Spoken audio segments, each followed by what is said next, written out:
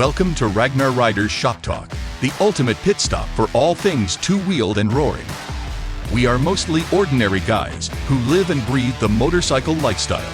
From our personal journeys to gripping product and accessory reviews, bike builds that redefine the road, the latest industry buzz, and a sneak peek into our future travels, consider this your front row seat to our motorcycling odyssey. So kick back, relax, and let the engines roar as we dive deep into the world of chrome, leather, and the sweet symphony of the open highway. Welcome to Ragnar Riders Shop Talk, where the rubber meets the road and the stories unfold in the wind. Welcome to another episode of Ragnar Riders Podcast, our Shop Talk, and we are here. I am Randy Boren. This is DJ Seeley. All right, so we are here to continue our amateur input and conversation on motorcycles. Shall I use maybe others' cliche term and say all things two wheels or three? We have talked the first 2 or 3 episodes that we've done so far on camshafts, cam plates, oil pumps, basically stage 2 builds, and there's still a lot more of that to discuss. But we feel like this episode maybe we want to venture off into tuning, which is a hot topic among motorcyclists, and I guess really I should say Harley owners more than anything else. But I don't know how many KZ 650s you've got out there that are getting tuned, or Gold Wings and things of that nature. If you own one and you've done that, then hey, give us some feedback on it. But yeah, we definitely know the Harley world is a tuning world, and again, like we've said before, the aftermarket world is has a plethora of options. There are, yeah, and like Randy said, if you have a BMW GS 1250 or 1300 that you have put a tune on, I'm in the market for one of those. That's going to be my next bike. I'm confident about that, but I don't think it's out there. Yeah, I don't. And I think mostly because those bikes kind of come as they're needed, and they kind of fit into what people buy them for. And I don't know that there's anything to do. I mean, and that's a whole series of podcasts and videos that we can get into about, what you can do and not do to those type bikes. But we've said in one of our other episodes that and I don't think I'm off by saying this, but it's a Harley world and everything else just kind of lives in it. Yeah. So with that being said, tuners are a biker's best friend from the beginning of a build, whether it's a stage 1 or all the way to a big bore. It is your friend because it is going to make what you do to your bike work well. Yeah. And I dare I say it's a necessity. I agree. You can't give the bike more fuel and give the bike more air and not tell the computer what to do with it. Right. You can't leave those exhaust valves and those intake valves open longer and overlap and all those things that they do without controlling the air and the fuel coming in through those valves. Correct. So tuning is a must. Right. Please don't go out and buy a camshaft and slap it in your bike this weekend and buy an air cleaner and an exhaust system and not tune it. Right. Because it could be to the detriment of the bike. You could be looking at a motor swap then if you wash your pistons or something. So it is part of your due diligence. It is. And we will continue to say that term. As you are discovering what cam you want, and as you're discovering what oil pump and what the build products you want in your bike, this is the next phase, if not maybe at the same time. You've got to figure the tune out. And I guess out of everything about the motorcycle, sitting here right now, I guess I probably know less about the tune than I do anything else.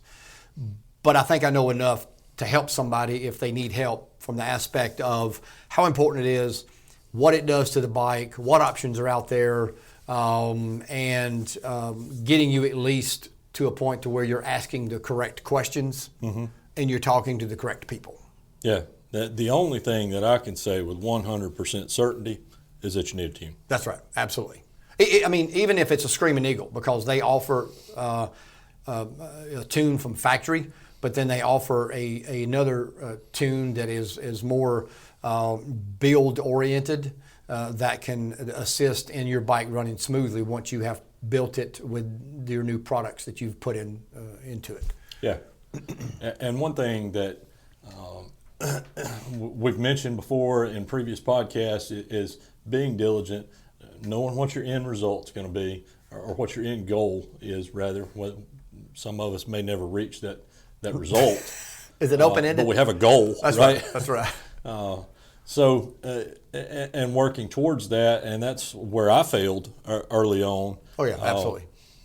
You know, I went out and I did my stage 1 build with my air cleaner and my slip-ons, and the salesman said, "Oh, well, you need a tuner," and so I bought the Harley Davidson tuner. Yeah. And then fast forward a few months, I'm ready for a camshaft. Well, now do I want a Harley Davidson camshaft? Heck no, that's not fun. We want something else. So that's right. Now I need a tuner that works with that camshaft. And in essence, now I have some really good paperweights for my desk. Sure. That are Screaming Eagle tuners. They're of no value to me anymore. Had I realized that early on, I wouldn't have wasted that. What are they, $350 or something? Yeah. Oh yeah. I could have put a couple $100 with it and went with something else. Right. And I think that's I think that's something that I wish that we've had this conversation, that I wish that I would have had, and I know you do too, early on. Look, disclaimer: we're not certified. We're not engineers. We don't even do this mechanically at all. We're enthusiasts. We love to watch the process. We love to have knowledge, and that's kind of where we sit. But I would have loved to have listened to a couple of guys like where we're at now early on. Look, I watched the YouTube videos of the professionals. Mm-hmm. You did too. I listened to the podcast of the professionals. They called dyno numbers and curves and crossing points and stuff that I'm like, what? I couldn't get it. I am mechanically inclined, but not to that degree. I would have loved to have had a couple of, or a group of podcast guys that were just amateurs like us, telling basic black and white information that could make me decide on how I needed to proceed with the build. I think I said that right. So for me, it was, you look at some of those guys out there, and we've talked about Kevin Baxter, Baxter's Garage. Yeah, Great I watch guy. his stuff. Great guy. Kevin, yeah. like you, buddy. You're good. I'd love to have you build a bike for me one day. But he gets into some technical jargon that I really don't feel like, or early on I didn't feel like applied to me. I didn't feel like he was speaking to the everyday rider. I didn't feel like he was speaking to the weekend day tripper. That's right. Going to Nakalula Falls. That's right. But he's cracking a crankshaft, a crankcase, and pulling out the crankshaft, and that we were nowhere even near there. Yeah, we weren't there yet, and maybe get there, maybe won't get there, but I felt like he was talking to the guys running up and down the drag strip for thousands of dollars. That's right. Or the mechanics in the dealership, and if they wanted to learn. And not just him, other guys. You watch these camshaft shootout challenge, whatever they are, and I just didn't feel like that related to me. But maybe I should have, and I probably would have given some of these other tuners more consideration than I did early on. But I didn't. Ended up wasting my money in essence on a Screaming Eagle tuner that's now junk. Yeah. So we're both running Thunder Max tuners, right? In all of our bikes. Correct. I happened into Thunder Max. We can talk about that a little while later, but it's a great product. Dare I say, don't have any complaints about that. It's yet to be determined, but so far my experience has been okay. the appeal of the Thunder Max to me was it was self-tuning, and I say that in air quotes because I don't know that everybody in the community will agree with me on that, but it does, within reason, have the ability to adjust your air-fuel ratios within a set parameter. I think the auto-tune is their term. Wave tune. Yeah, it's allowing the bike to make adjustments on the fly. I put the first one in back in April when I did the Road Glide, and I kind of knew. Well, I had done some due diligence. In a little back note, I had the head pipe swapped on my Limited back in March when we went to Daytona. Oh yeah. And so I wanted to go with the Power Vision. But we had all kinds of problems, and again, that again is meat for another day to eat. But wound up reverting from the Power Vision back to the Screaming Eagle, and Kevin, did me right. I got no complaints. Reinhardt system they put on, but turns out that apparently there was some issues with the RDRS system on the 21.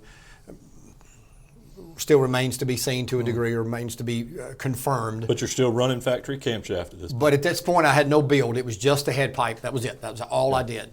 But had some issues.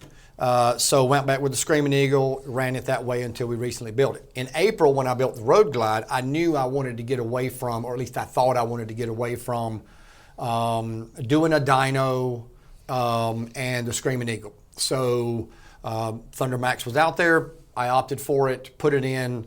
I have absolutely no complaints. It has performed as expected. I have made a few changes on the bike along the way, from an air cleaner to some other things, and I can hear and feel the adjustments on the bike as I'm maneuvering it around.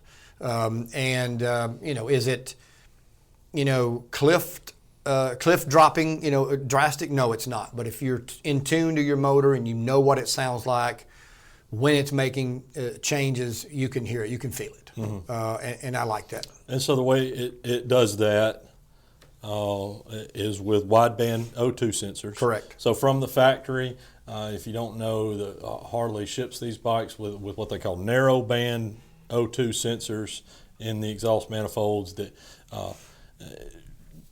measure the oxygen content, and they're very limited in what they can measure. Correct. Is that valid?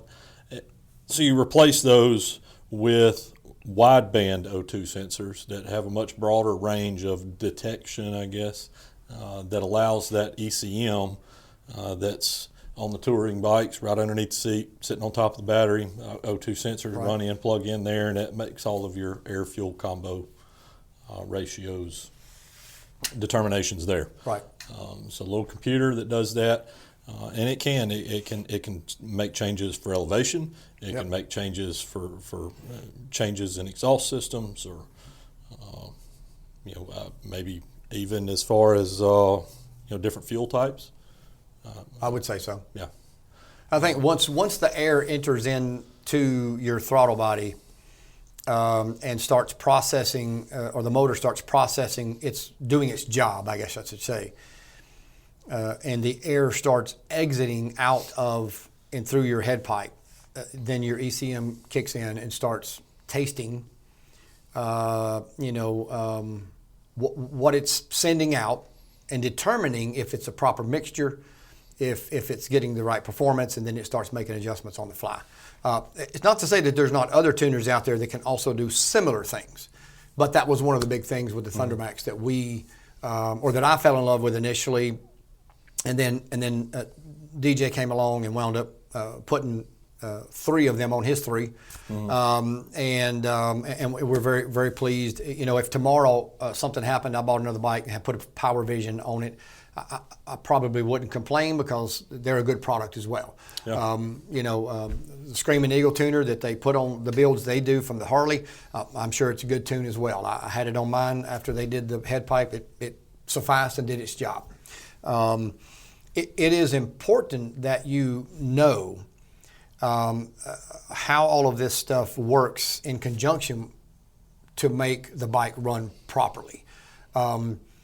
You know, I don't know if you've ever noticed, but you know, when I'm on the interstate, and we both have diesel trucks, they're a little newer, but I can tell when I'm going down the road and I hit a pre-compliant behind a diesel truck that's pre-compliant to exhaust, because it gets in the cab of my truck and almost suffocates me. It puts out a lot of fumes. That being said, it takes a lot to go with a motorcycle when you're building it to make sure that, you know, whatever's coming out the end of that slip-on at the back of that bike is the best performance exhaust that's possible. And I think in order to get that, a tuner plays a huge role in that. Yeah. Well, I mean, you don't want to wash your cylinders with fuel. Right. You don't want to waste fuel, right, and just be dumping fuel out the end of the exhaust. You don't want to be giving it too much air and not enough fuel, or you're going to sacrifice performance, i.e. power. Right. So measuring that that end result of combustion and saying, yeah, you're rich, you're lean, we're going to make an adjustment, seemed to be the ticket for me. What other products are out there? You mentioned the Power Vision. Right. I know there's TTS. Right. Vance and Hines Fuel Pack. Right. The Screaming Eagle. Are there others that you know of? I think does S&S make a tuner? I'm looking here. I don't. I know they're involved in some capacity, but I don't know if they specifically make a. I'm not familiar with one. Tuner Maybe they itself. are out there.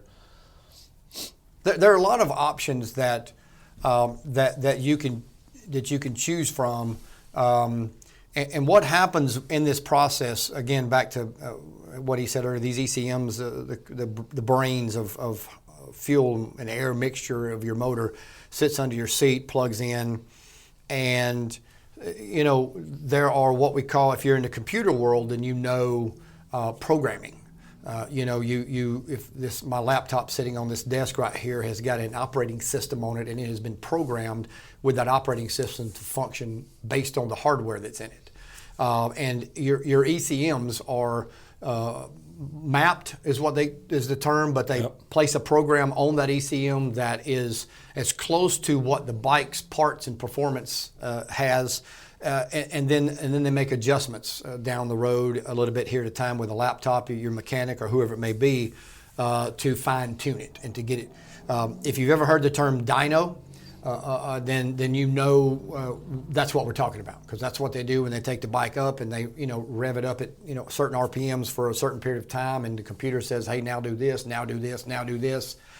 And they're making adjustments on the fly, and the computer's doing a whole bunch of stuff to it. And at the end, you're hoping to roll it off, and $600 later, there's a and it'd be running fine.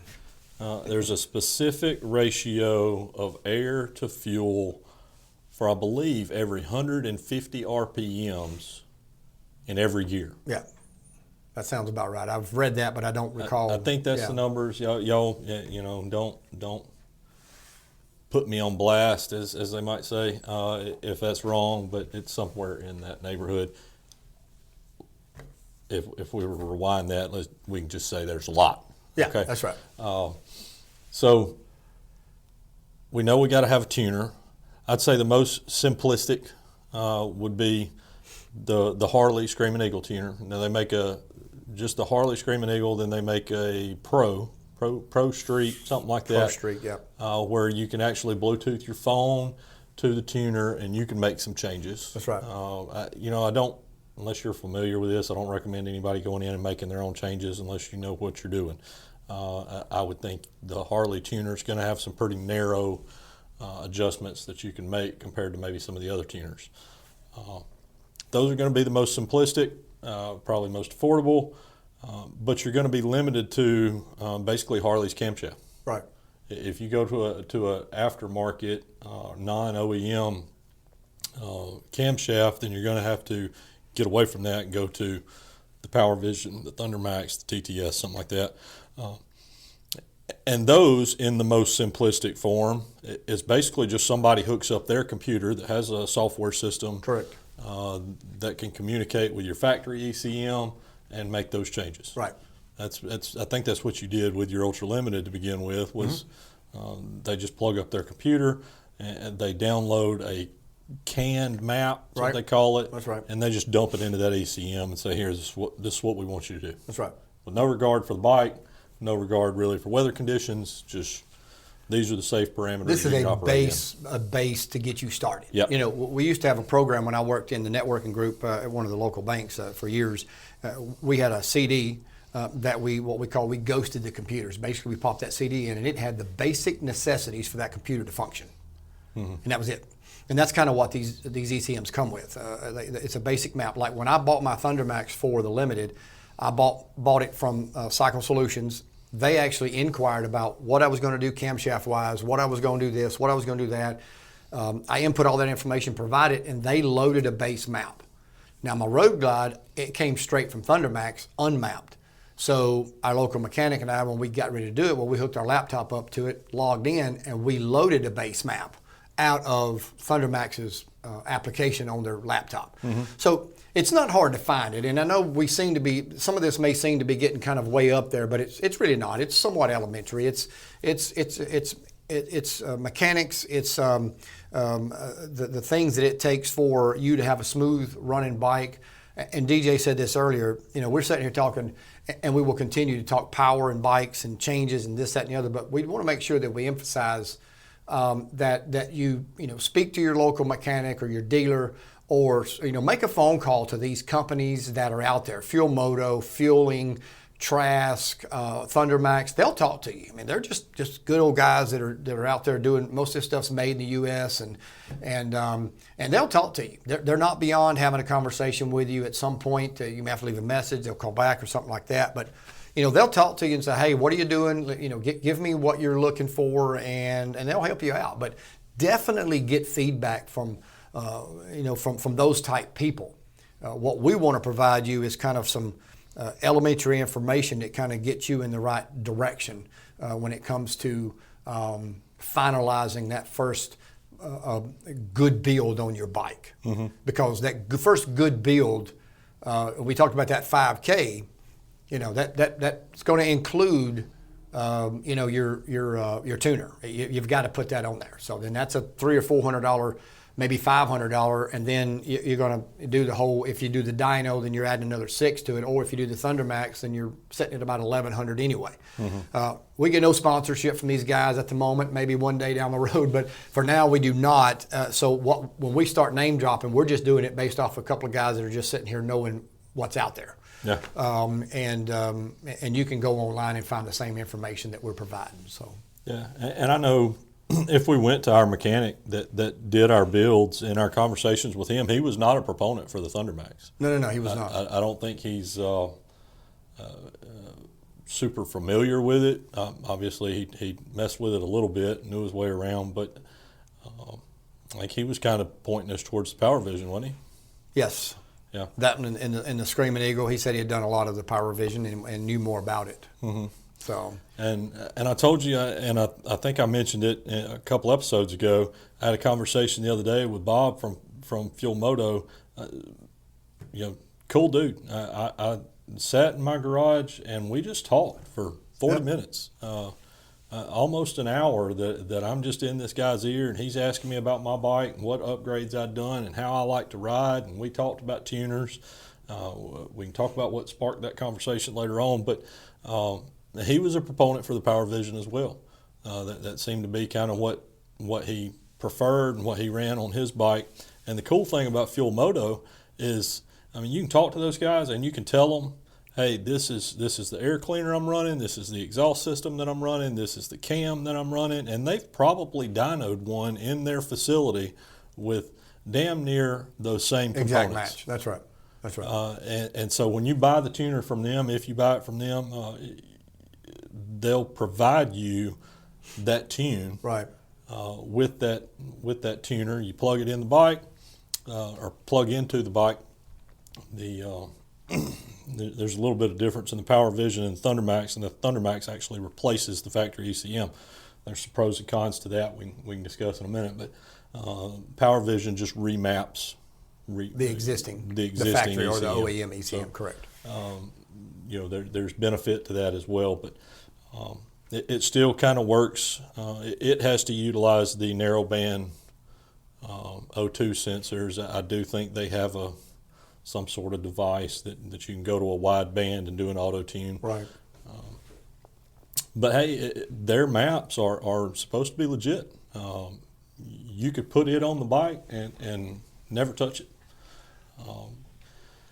Could you take it to a dyno and have a dyno tuner tune it and get a little more performance out of it? Probably. Yeah. But the conversation you and I have had before is we're not the guys that are going to chase 2 horsepower. No. That's not relevant to me. If I ever think I would be happy with the base tune that they sent me. I mean, if I ever put mine on the dyno, and I'll say that I probably will at some point, but the conversation that I've had with our mechanic is I'm only on there for 15 minutes because I just want to know where the numbers are from an aspect of horsepower and torque. Mm-hmm. I don't need him to make changes, and that's typically what takes time on that is they're making computer changes. All I want him to do is hook it up and tell me what kind of horsepower I'm getting, and that's really it. It's not to make adjustments on the fly from that perspective. I find, and let me backtrack to something you said a minute ago. If you bought a bike and the guy you bought it from said, yeah, man, I built it, I put a cam in it, and, I did this, that, and the other, and, and you buy it and you feel like maybe that you get told it needs a tune or something along those lines, here's the kicker.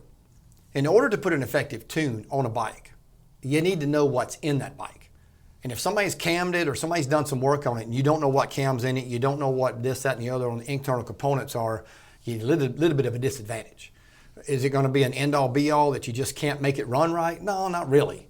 But if you do buy one and somebody says they've done some work on it, try to find out what you can, the most you can, as to, hey, what cam did you use? Hey, what tuner did you use? Do you have the tuner license? Because those licenses go with the bikes. Once they've been tied to the bike, there is no separating them. That license is burnt and spent and is only tied to that VIN number. So if you buy a bike, oh yeah, man, I tuned this thing with a Power Vision. That's awesome, dude. Can you provide me with your license? Can you give me basically your proof that you tuned this? So if I take it to my mechanic, that he can manipulate it and operate and function with it in some capacity. So, but what cam is in it, all these type things, air cleaner's pretty obvious to see and some of those things. But head pipe, if you've got heat shields and you don't know what head pipe he put on it, you need to ask those questions. Hey, what head pipe do you use? Because it matters when it comes to your mechanic tuning your bike. Yeah. So we've talked about dynos, and y'all are probably familiar with the dyno, but the guy parks the bike on the dyno and just runs it through its paces, right? He's told what to do by the computer. Yeah, for the most part. They sit it there, they bring it up to normal operating temperature, and then they're going to do a first gear pull, a second gear pull, all the way through the throttle, and try and come up with an index for what that AFR or active fuel ratio is at that RPM and that gear at that speed, and then tell the computer this is how many grams of fuel, this is how much air. You're going to open up the throttle body this much. So that said, you don't have to dyno one. This can be done on the street. As a matter of fact, when I talked to Fuel Moto, I was talking about a tuner for my Tri-Glide, and he made no qualms about it. Hey, our dyno can't do a trike, and that's something common that I've run into with that trike. Is not everybody's dyno is wide enough to hold a trike. So when they do these tunes for the trike, they're doing it on the road. Right. They're hooking up their computer and they're putting that bike through its paces. Now, hopefully they're doing it on a closed road. Surely they are, right? Surely. But that's where you get into the benefit of a dyno, in my opinion. Even though I don't necessarily need a dyno with my Thunder Max in order to create a map, do I want to get out on the road and do a full throttle 6-gear pull? Yeah. No. Not necessarily. I don't want to do 140 miles an hour. Yeah. That's not interested. So, there's a safety side of it too, where if you really want the full map, you really want it learned and all that, doing it on the dyno is a safe way of doing it. Right. And it's not to say that it's there's a negative to doing it. I think, just to clarify some of my statements about dynoing is, for me specifically, if I had $600 to $800 to put it on a dyno, or $1,000, whatever that number is, I probably would find something else to spend $1,000 on. Mm-hmm. But at the end of the day, if I did have it and I was really curious about my numbers, put it on there and find out my numbers. Maybe it wouldn't cost as much. I think our guy said it would be, about an hour. So if you're talking about an hour's labor, maybe you're talking about only a couple $100, and you get to kind of figure out what your torque and what your horsepower is. Mm-hmm. But if you really want to lay down a thorough map and you want to do a full-blown dyno, then you're probably looking at between $600 and $1,000, depending on who does it and what all they have to do. And we'll go back to what we've mentioned before. Talk to people. Talk to. I would say if you're really considering a dyno tune, I'd probably go to the racetrack. Yeah. I'd find out what night they're running the Harleys down at your local drag strip, and I'd talk to those guys and say, hey, who's doing your tuning? That's right. Because not everybody that has access to a dyno knows what to do with it. That's right. And a lot of your dealers will have them, but they don't have people that are certified to operate. They may tell you they can put it on there and do something to it, but that doesn't mean that they... Yeah. So that's been my reluctance as far as putting it on the dyno is, I really don't know who to trust to just take my money. Yeah. Well, and I'll give you a prime example of that. We were in Daytona in the spring, or in the fall. Went to the Broken Spoke, hung out there for a little while, and all of a sudden Jeremy and I start hearing, what the heck? There's a dyno trailer around here somewhere. Mm-hmm. So we walked down into this field where it looks like, I don't know, it looks like a borderline where it might be a junkyard. Yeah. People park cars, whatever's hanging around, and he's got an old trailer back here and bikes up there, and he's yin-yanging them. And I'm like, nice. Yeah, don't know if I want this guy dyno in my, but maybe. But I'd have a conversation with him at least. Yeah, that's the thing. I don't mean to assume that everyone running a dyno is incapable of doing it. It's just, I don't know. Yeah. And we have fallen victim in the past to assuming that the people at the rally, right, have my best interest at heart. Right. And when they're there to make money. When we sit back and look at it with a business acumen, they're there to turn a profit. That's right. I can't fault them for that. No, I do the same thing.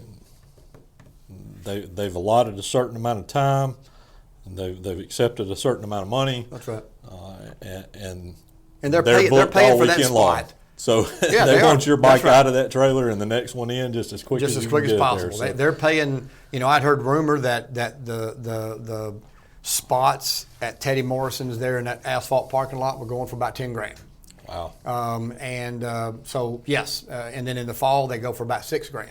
Mm-hmm. So you're talking about they've got a criteria they got to meet. You and I, we own our businesses, and they got to roll a lot of bikes. We have to do certain business to keep things rolling. Look, bottom line is that kind of in closing here today on this episode is that lots of things go into all of this build. You definitely don't have to do it all. But there are some things that you definitely need to do, and tuning is one of them as you start the process. And don't be afraid to ask questions. Again, our email address is rrshoptalk@gmail.com. And we're going to put up our information at the end of the videos that are going to show our Instagram and TikTok and other locations that you can get a hold of us at. And we'll be glad to answer anything. And I promise you this. The information that we will provide will either be factual and founded, and we can provide and back it up, or we'll send you to somebody that can give it to you. Yeah. I have no desire whatsoever to mislead you or to tell you something that's not accurate, nor does DJ or John or Jeremy. We're here to assist and help and provide the best information we can on an amateur level for you guys to build and perform and get performance out of your bikes that you'll be happy with in the end. So, agreed. What you got to close with? That's it. Keep on the lookout for the next episode to drop. Look forward to carrying you guys along our journey, and I hope you find some value. Absolutely. Love you guys. Take care. God bless.